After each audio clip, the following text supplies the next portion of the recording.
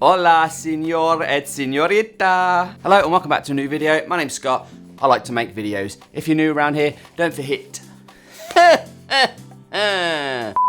to hit that like and subscribe button because it helps me out. So, how to make your TV smarter? My cousin recently asked me the question and suggested I make a video about it. So, here I am, back in the studio making a video about it. This is my cousin John. Now he has a slightly older TV which is not a smart TV and wanted to be able to watch content from his phone on said TV. Now if you know my cousin John, you'll know the content he would normally want to watch would not be family friendly. But he is a changed man. And in fact, it was for his children. They wanted to watch the Disney Plus app. And as there are so many options depending on the phone you have, the TV you have, what content it is you want to put on the TV, the apps you're using, etc, etc, I could be rambling on for hours with no substance. Therefore, I'm going to concentrate on the more popular options that are available to you. So let's set the scenario. Like I said, you have an older TV that isn't smart, and by smart I mean it's not able to run any apps or services directly on the TV. So if this is your scenario, I'm here to help you. Option 1, you can connect your phone directly to your TV. That is assuming your TV has a HDMI input, which is kind of fairly standard either for older TVs, so it should have it. If you don't, then I'm sorry, you're going to need to go get a new TV. It's not even worth bothering. Now, if you have an iPhone you wish to connect to your TV, you're going to need a Lightning to HDMI adapter, which looks like this. If you have an Android phone, you will either need a micro USB to HDMI adapter or a USB-C to HDMI adapter. I don't have one of those, but it looks like this.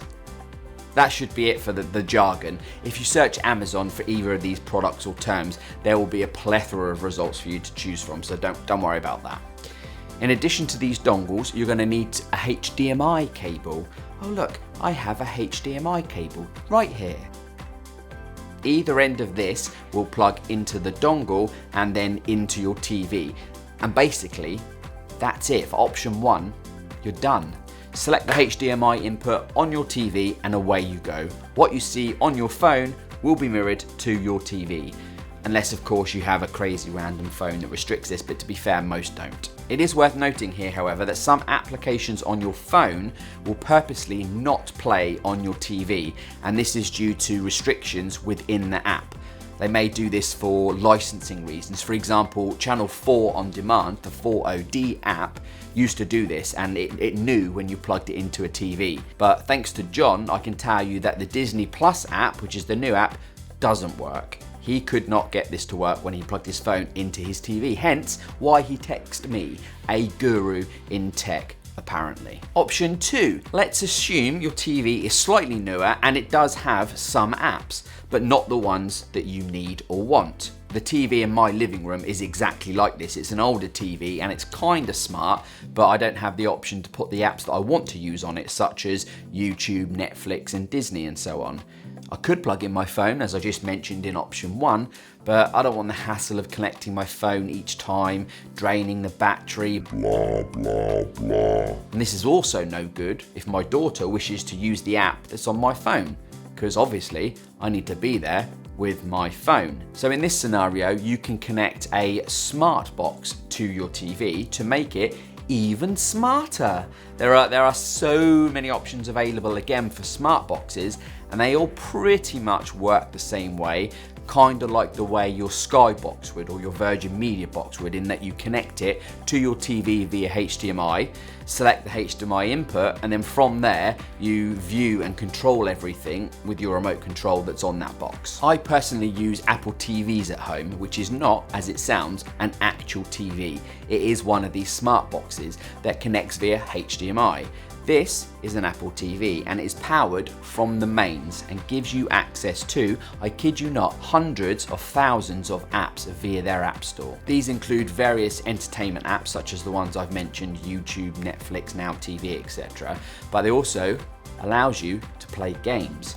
This can be controlled with the remote that comes with it, a Bluetooth controller, and also if you have an iPhone, you can wirelessly flick the content on your phone to the Apple TV. Although the Apple TV are what I would recommend, they can be expensive with their base model starting from ding.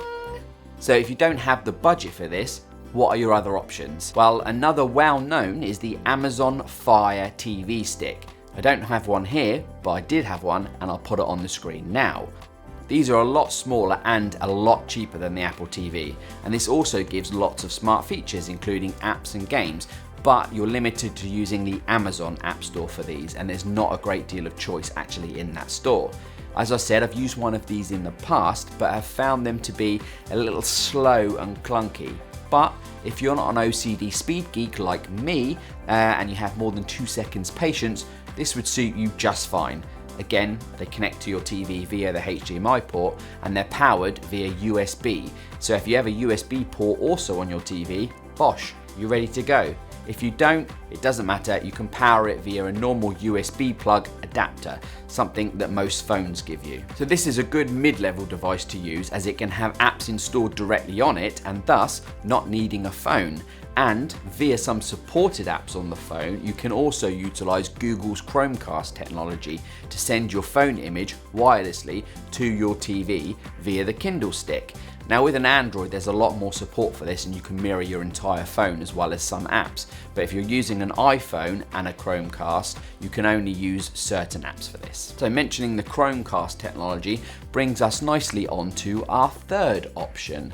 Another popular one is the Google Chromecast. Again, as with others, connects to your TV via HDMI and requires USB power, just like the Kindle stick. But what is different about the Google Chromecast is it doesn't have any apps directly on it, or at least the version I had for testing didn't. So the content is always controlled by your phone.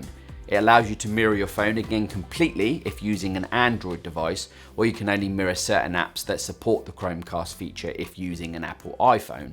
Again, this is a relatively cheap option compared to the Apple TV, but does have drawbacks. As I said, you need to have and use your phone for content, but it doesn't need to be your phone. It could be any phone. So if you're using it for child's content, if they have an Android tablet or an iPad, you can actually use that too. So there we have it. As I mentioned, there are tons of other options available for media sticks or smart boxes that run various Android systems such as Kodi or Plex, but these are more for the technical users. They can be a little complicated to set up and use. But do some Googling, go on to Amazon and search for Smart TV Box, and you're going to get a ton of options. If you want any feedback, or if you've got any questions about these boxes, because I've played with tons in my time, let me know in the comments box below, along with any other comments, questions or feedback, and I'll get back to you. So there we go, another video in lockdown done. Bosh. As I always say, until next time, don't forget, like and subscribe. It does help me out, and I will see you in the next video. Thank you for watching, and goodbye, internet. Throw this shade on me, like they all hate on me. Don't bring that rage on me. Why they throwing shade on me, like they ashamed on me? I thought, what age are we?